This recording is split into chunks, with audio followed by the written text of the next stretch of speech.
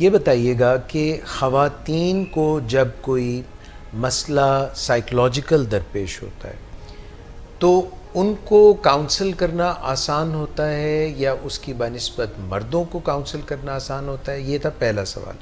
اور فیملی جو ایک آتی ہے آپ کے پاس ایڈکٹ جس میں بھی ہوتا ہے، اس میں خواتین کیا بیک بون ہوتی ہیں ریکوری اپنے لوڈ ون کی میں، یا مردوں کا رول ہوتا ہے؟ یہ دو سوال میں آپ سے کر رہا ہوں. فیمیلز کو ڈیل کرنا آسان ہے یا وہ انڈرسٹینڈنگ ہوتی ہیں یا میل زیادہ ہوتے ہیں؟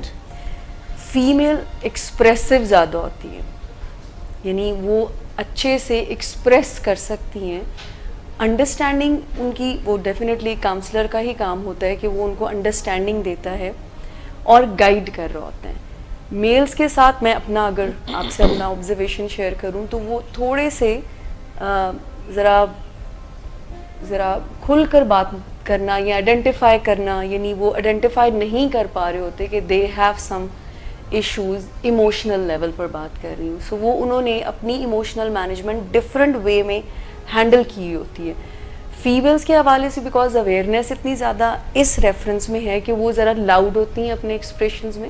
میں ہر طرح کے ایکسپریشنز کی بات کر رہی ہوں، یہ نا رونا دھونا بھی، اور ویسے ایکسائٹمنٹ ہیپینس، وہ ذرا ان کا ایکسپریشنل جو والیوم ہے وہ ایز کمپیئر ٹو میل ذرا زیادہ ہوتا ہے.